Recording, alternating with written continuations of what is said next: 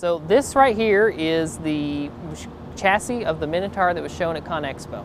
So this is the original, the concept serial number 001 of the Minotaur project. So this was the machine that we put together and debuted at ConExpo back in the first quarter of 2017. It's a very practical evolution of two product lines that will provide added machine flexibility to those in the residential and commercial construction industries. It is the DL450, the industry's first fully integrated compact dozer loader. And that was kind of the debut to the world of the Minotaur concept from Case Construction. This is what's left of it. So as we go through our development process, a lot of that is new design, new development. The engineer is always looking for something, a way to improve the machine.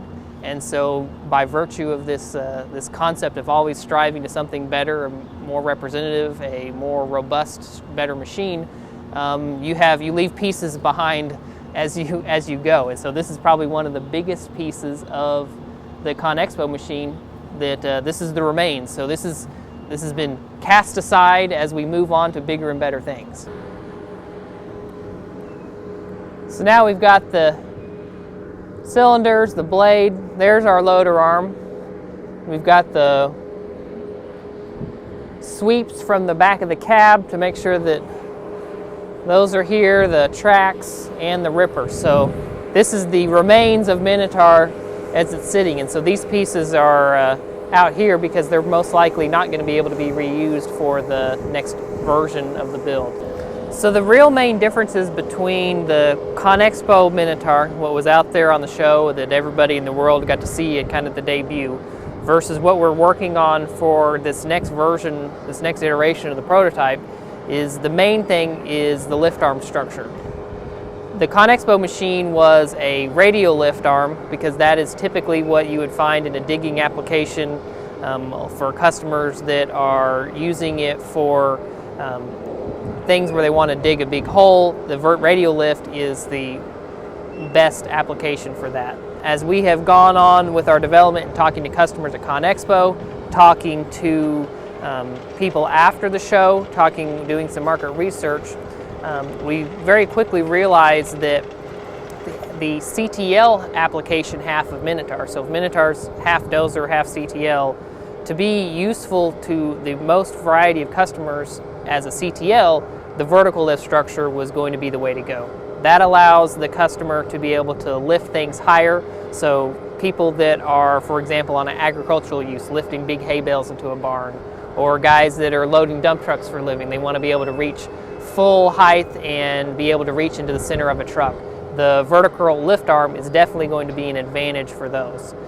In the dozing application, vertical versus radial, because you're only going in the few feet close to the ground, isn't that big of a difference. So kind of Minotaur is trying to be able to fit both of these markets so that a customer is able to have a useful dozer and a useful track loader, that the switch to the vertical was the way to go. This machine, as it was shown at ConExpo and what's left of it here, was definitely a one-off, custom, hand-built masterpiece that we had some period of time, little skunk works. We kind of had a wall built up in our shop and was trying to keep it, under wraps until we had ConExpo, and so it was a very exciting. We don't get a lot of chance, in the automotive world. They have concept cars, are pretty commonplace from different manufacturers. This was our chance to have a little secret concept machine that was put together as an idea and as a way to look at how innovative Case Construction can be. And then it was also a good opportunity for the engineering team to flex their creativity muscles, right? That day-to-day operations, you don't get a chance to start from a new piece of paper, let alone a completely new category. So this was definitely a way for us to expand and show some of the innovation that Case has. The old saying of, the long live the king, the king is dead, long live the next king. That's kind of this process as we go through these versions of the prototype, that that we are, you know, a little tied back to this machine. There's some memories and time and many hours spent trying to get this machine together, but the way you move forward is by having the next step, and so that you can always be looking at the future and not really as much dwelling on the past.